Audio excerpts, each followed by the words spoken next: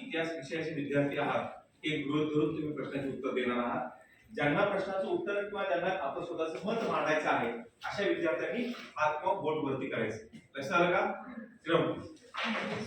मित्रांनो, मी तुमच्या पुढे एक उदाहरणांचा तक्ता ठेवतोय.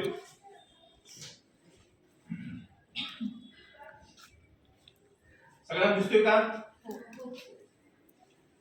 मित्रांनो, मी आज एक कन्सेप्ट, एक संकल्पना मनात गृहीत धरलेली आहे.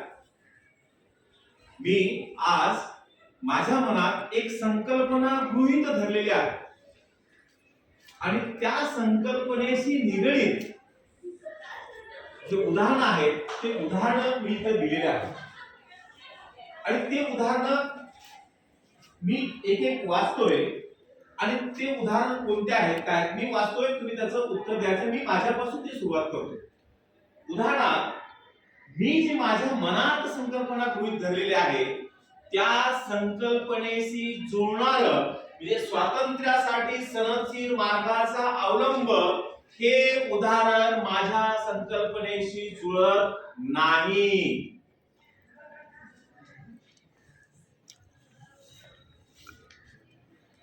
दुसरं उदाहरण कोण वाचेल? तुम्ही वाचा. बरोबर, बसा. दुसरं उदाहरण जे आहे शस्त्रास्त्राचा अवलंब हे उदाहरण माझ्या संकल्पनेशी जुळणारे आहे किंवा नाही? हो, हे उदाहरण माझ्या संकल्पनेशी जुळणारे आहे. यावरून तिसरं उदाहरण, कारण जी माझ्या मनात मी संकल्पना गृहीत धरलेली आहे ते सांगत असताना किंवा तुम्ही उत्तर देत असताना उदाहरणांच्या शब्दांच्या रचनेवरती जाऊ नका. संख्या वाक्य खूप लांब आहे, मोठा आहे त्यावरती सुद्धा जाऊ नका किंवा शब्द छोटा आहे त्यावरती सुद्धा जाऊ नका. आणि म्हणून बघा, वासुदेव बळवंत फडके हे उदाहरण माझ्या संकल्पनेशी जुळणारे आहे किंवा नाही?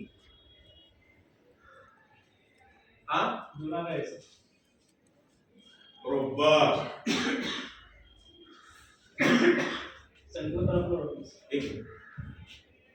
दुसरं तिसरं उदाहरण कोण असेल? तुम्ही वाचा. बरोबर, दादाभाई नौरोजी हे उदाहरण माझ्या संकल्पनेशी जुळणारे आहे किंवा नाही? नेत्याच्या नावावर जाऊ नका, शब्दांच्या रचनेवर सुद्धा जाऊ नका. वाक्याची रचना लांब आहे का छोटी आहे यावर सुद्धा जाऊ नका. तिसरं उदाहरण, दादाभाई नौरोजी हे उदाहरण माझ्या संकल्पनेशी जुळणारे नाही. तिसरं उदाहरण तुम्ही वाचा. पुढचं,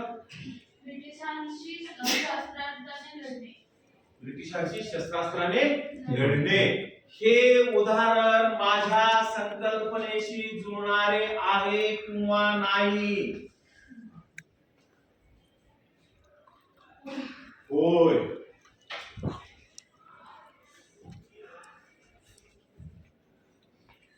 हा, तुम्ही वाचा पुढचं उदाहरण. हा, तुम्हीच उभे राहा. हा, तुम्हीच. प्रक्षोभक वक्तव्य, स्वातंत्र्यासाठी प्रक्षोभक वक्तव्य करणे हे उदाहरण माझ्या संकल्पनेशी जुळणारे आहे किंवा नाही? हा, तुम्ही उभा राहा. नाही. मॅडम म्हणतात बरोबर आहे का? जुळणार आहे. मॅडम म्हणतात नाही. हे उदाहरण माझ्या संकल्पनेशी जुळणार नाही. असा काय? पुढचं उदाहरण वाचा. तुम्ही. सशस्त्र लढा, स्वातंत्र्यासाठी सशस्त्र लढा हे उदाहरण माझ्या संकल्पनेशी जुळणारे आहे किंवा नाही? नीट बघा, शब्दांच्या रचनेवरती जाऊ नका, माझ्या बोलण्यावरती सुद्धा जाऊ नका. चला, तुम्ही बघा, हे उदाहरण माझ्या संकल्पनेशी जुळणारे आहे किंवा नाही? होय. शाबास, बसा. हा तुम्ही वाचा पुढचं उदाहरण. लोकमान्य टिळक हे उदाहरण माझ्या जी मनात मी संकल्पना गृहीत धरलेली आहे त्या संकल्पनेला जुळणारे आहे किंवा नाही. हा तुम्ही उभे राहा. आहे सर. होय असं मॅडम म्हणतात. असा आणखी कोणाला काही वेगळं सांगायचंय का? हा तुम्ही सांगा. तुम्ही उभा राहा. जुळणार आहे असं म्हणतात पण मी जी माझ्या मनामध्ये संकल्पना गृहीत धरली आहे त्याच्याशी ते जुळणार नाही.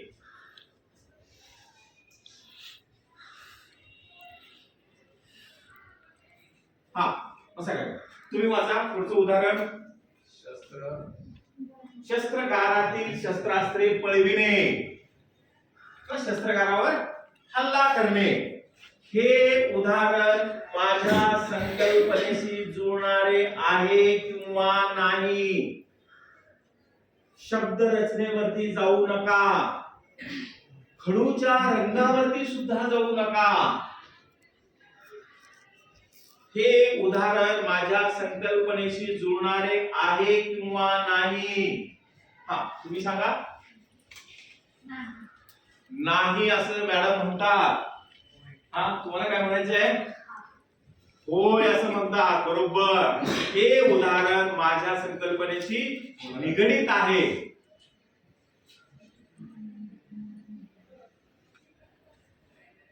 पुढचं उदाहरण. हा तुम्ही लास्ट बेंच वाचा. हा तुम्हीच. मवाळ. मवाळ हे उदाहरण माझ्या संकल्पनेशी जुळणारे आहे किंवा नाही. तुम्ही होय होय म्हणतात मॅडम. नक्की बघा. पुन्हा एकदा निरीक्षण करा. हा नाही. बरोबर. मवाळ हे उदाहरण मी जे मनात संकल्पना गृहीत धरलेली आहे त्याच्याशी जुळणार नाही.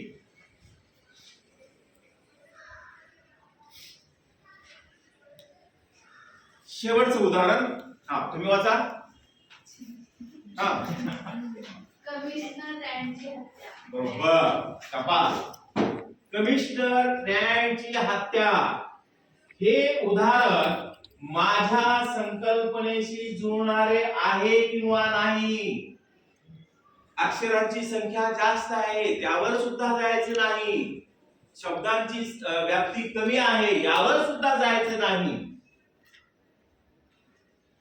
हा बोला. जुळणार आहे. यस बरोबर. कसा काय बघा. 11 उदाहरणं आहेत. 11 पैकी किती उदाहरणं माझ्या संकल्पनेशी जुळणारे आहेत आणि किती उदाहरणं माझ्या संकल्पनेशी जुळणारे नाहीत? 6 जुळणार. तर यावरून मी जी संकल्पना माझ्या मनात गृहीत धरलेली आहे त्यासाठी असणारे आवश्यक उदाहरणे कोणती ते एकाकडे सांगायचे आहे आणि क्रमाने 1 बाय 1 आणि अनावश्यक उदाहरणे कोणती ते 1 बाय 1 सांगायचे आहे.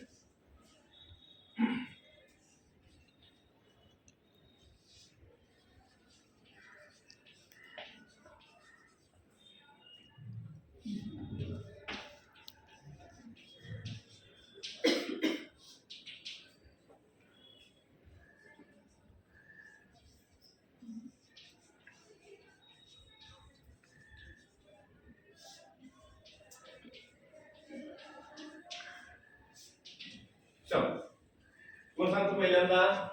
पहिलं उदाहरण कुठलं आहे? स्वातंत्र्यासाठी संरक्षण भागाचं. होय किंवा नाही हे सांग. नाही. नाही.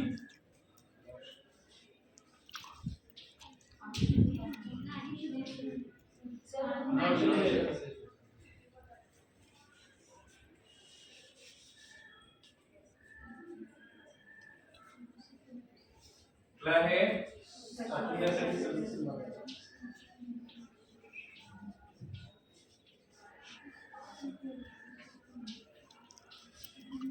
अपसात बोलू नका.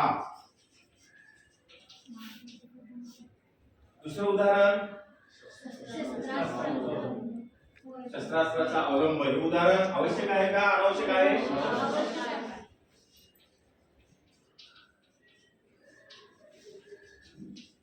शस्त्रास्त्राचा अवलंब. चला दुसरं उदाहरण. आवश्यक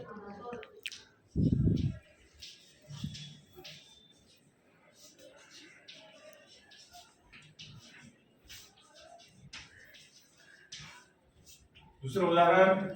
दादाबाई नोडोली. नाही, अनावश्यक. अनावश्यक उदाहरण.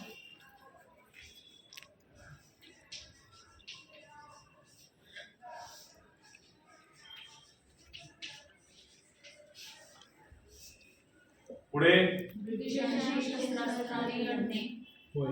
आवश्यक उदाहरण.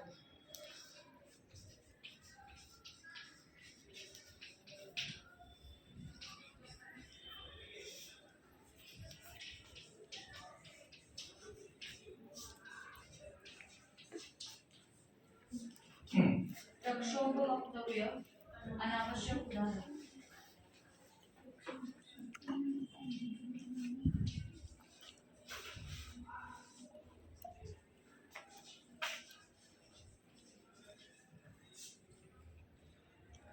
पुढे सशस्त्र लढा आवश्यक उदाहरण.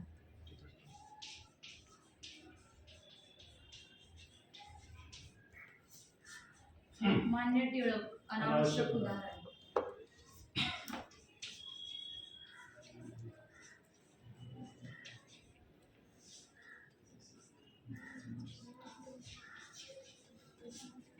शस्त्रागारातील शस्त्रे पळविले आवश्यक उदाहरण.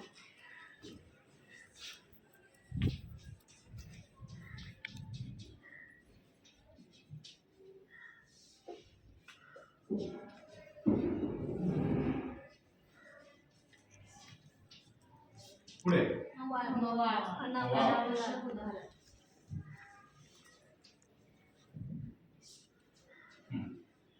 कमिशनर रँडची हत्या आवश्यक उदाहरण.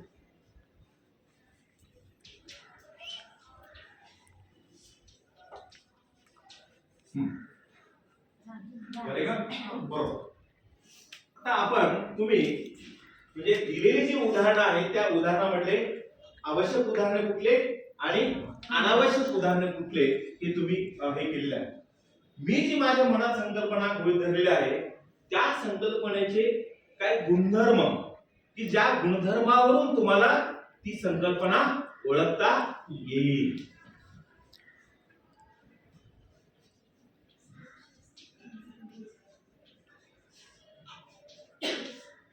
अशी मी जी माझ्या मनामध्ये संकल्पना गृहीत धरले अशी कोणती संकल्पना आहे की ज्या संकल्पनेला ते गुणधर्म हे गुणधर्मांची गरज आहे. ते एकापेक्षा दोन सुद्धा असू शकतात किंवा तीन सुद्धा असू शकतात. असे कोणते गुणधर्म आहेत त्या संकल्पनेतले की ते त्या गुणधर्मावरून ती संकल्पना तयार होते. ते एक असू शकेल, दोन असू शकेल किंवा दोन्हीपेक्षा जास्त पण असू शकेल. गुणधर्म अनेक असू शकतात. ऍट्रिब्यूट्स कोणते आहेत बरं? आता इथं बघत असताना तुम्ही ह्यामध्ये बघितलं पाहिजे. अनावश्यक आपण वेगळे काढलेले आहेत. आता ह्यामध्ये आपण बघितलं पाहिजे कुठले आवश्यकच आहेत. हा बोला. सशस्त्र लढा. सशस्त्र लढा.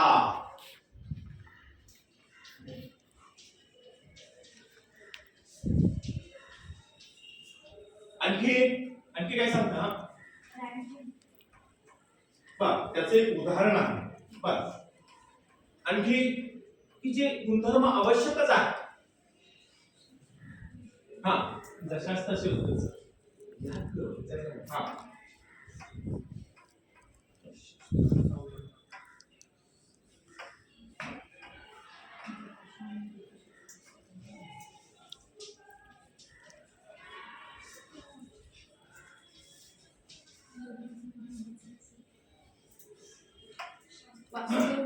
हा हा बोला. कोण बोलला आता? हा बोला. क्रांतिकारक विचार लढण्याचा. क्रांतिकारक विचार.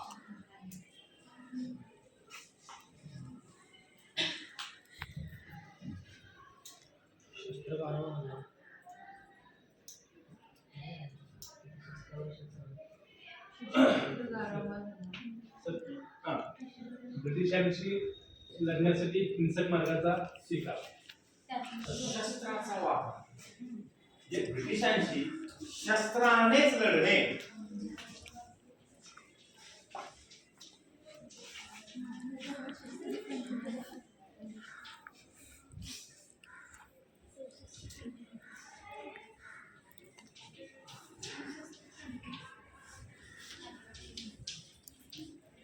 बरोबर. तुम्ही आता आवश्यक उदाहरणं वेगळे केलेत, अनावश्यक उदाहरणं वेगळे केलेत आणि इकडे होकारार्थी आणि नकारार्थी यांचा वर्गीकरण आपण केलेलं आहे. आता जी माझ्या मनामध्ये संकल्पना आहे ती कोणती अशी संकल्पना आहे, संकल्पनेचं नाव तुम्ही नंतर सांगा, पण त्या ह्या गुणधर्माशिवाय ती संकल्पना पूर्ण होऊ शकत नाही. आवश्यक गुणधर्म, निकषात्मक गुणधर्म ज्याला असं म्हटलं जातं.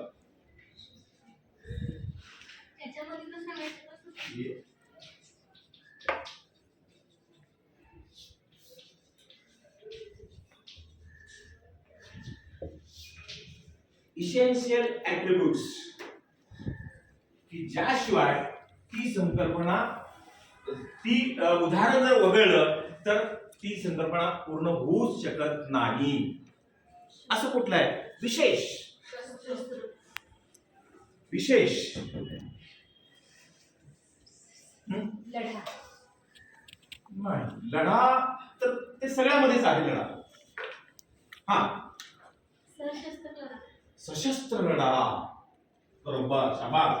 असा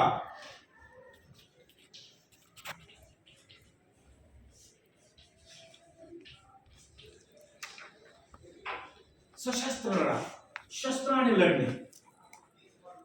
बरोबर. आता गुणधर्म कळाला, निकषात्मक गुणधर्म सुद्धा आपल्याला कळाला. यावरून आपण काय डिफिनेशन कराल, काय व्याख्या करता येईल? पहिल्यांदा मी माझ्या मनातील कन्सेप्ट मी पकडलेली आहे किंवा गृहीत धरलेली आहे, त्या संकल्पनेचं नाव काय आहे त्याच्यावरून आपण डेफिनेशन करूया. किंवा आधी डेफिनेशन सांगा, काय प्रॉब्लेम नाही. हा, स्वातंत्र्यासाठी सशक्त क्रांतिकारी चळवळ. बर, काय सांगताय तुम्ही? कन्सेप्टचं नाव. संकल्पनेचं नाव. बरोबर, शाबास. बसा काय.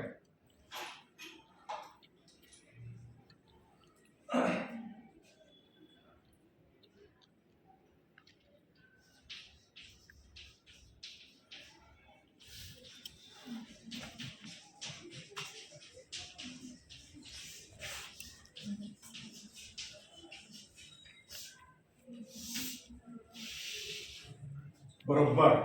यावरून काय व्याख्या आपल्याला करता येऊ शकेल? ती व्याख्या होय आणि नाही, आवश्यक उदाहरणे आणि गुणधर्म आणि निकषात्मक गुणधर्म यावरून आपल्याला काय व्याख्या करता येऊ शकेल? कशी व्याख्या आपल्याला तयार करता येऊ शकेल?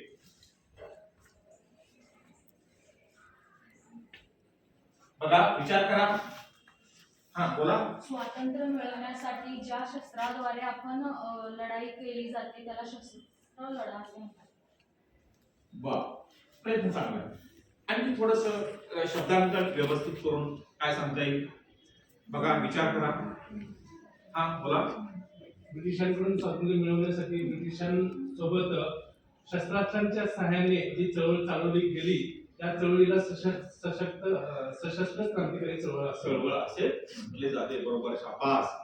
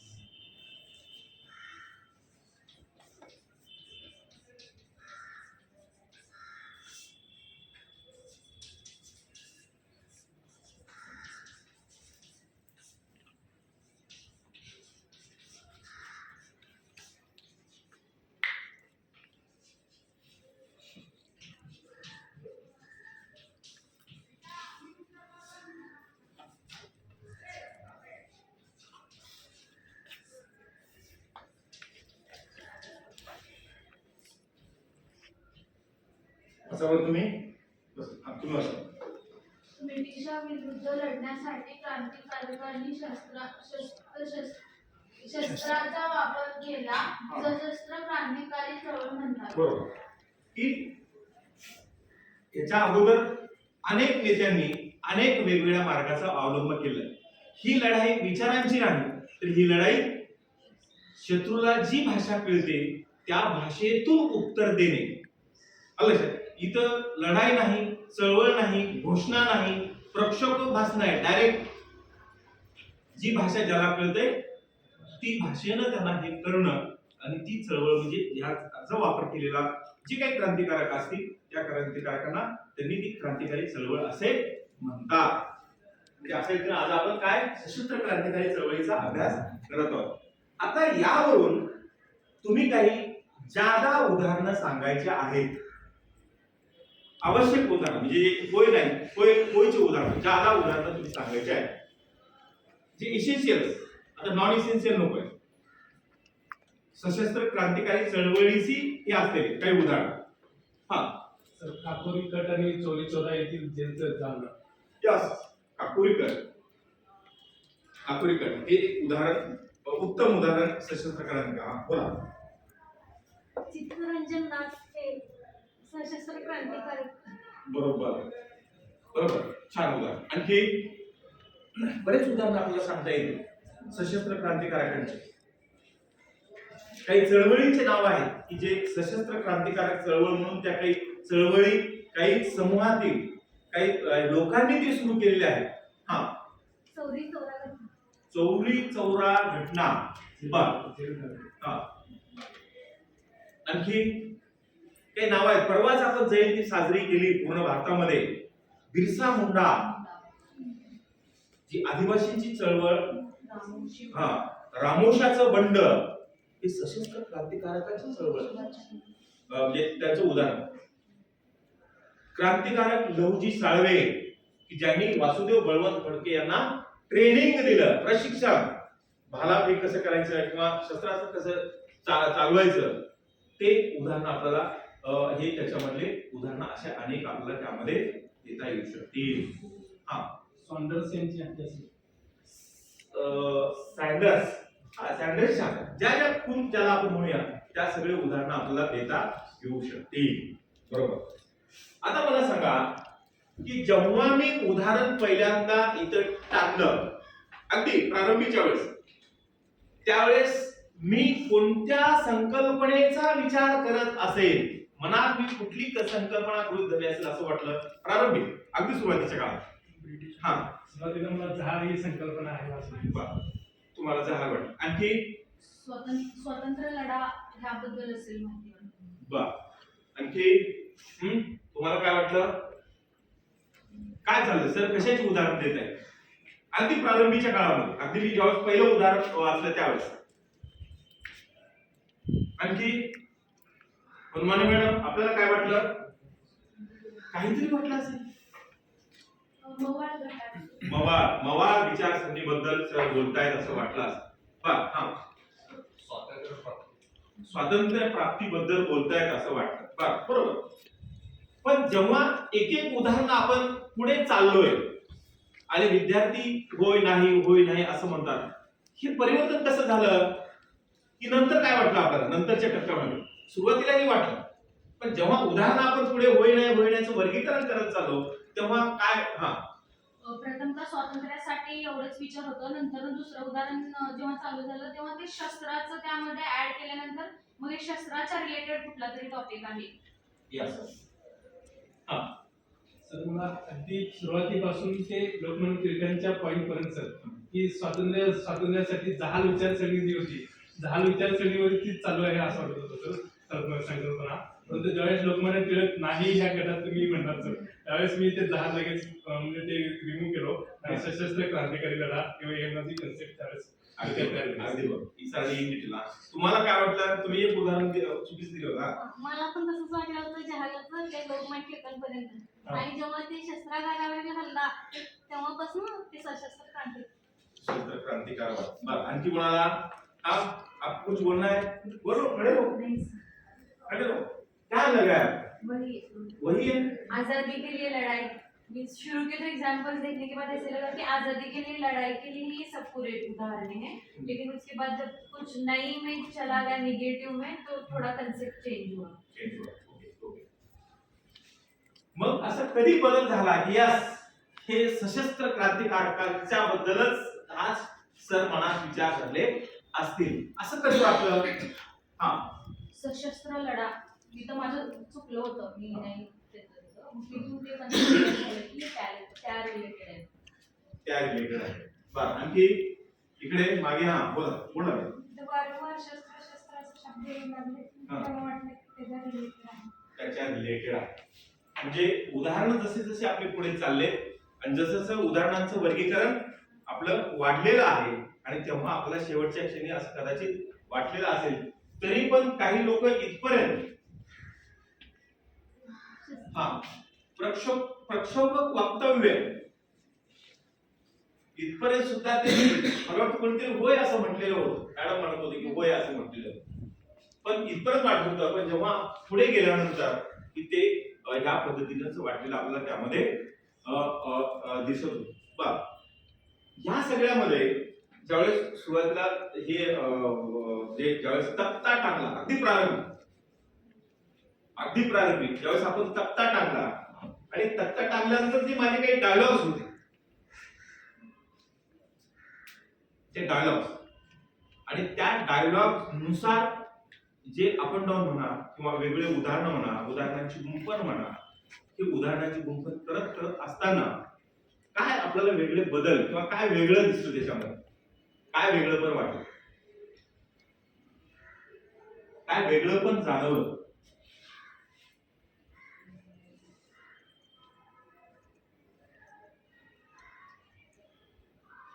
काहीच बदल नव्हता. बदल होता सर. अगदी प्रक्षोभक वक्तव्यापर्यंत आणि लोकमान्य टिळकांच्या मुद्द्यापर्यंत माझी जहाल विचारसरणी हेच चालू होतं सर. पण ज्यावेळेस ते प्रक्षोभक वक्तव्याला तुम्ही नाही म्हणलात आणि लोकमान्य टिळकांना पण नाही म्हणलात त्यावेळेस मग माझं ते त्या विषयावरून शिफ्ट इकडे झालं सशस्त्र क्रांतिकारी लढा. ओके चालेल. अशा रीतीने मित्रांनो आज आपण सशस्त्र क्रांतिकारी चळवळ हा घटक आपण अभ्यासलेलो आहोत.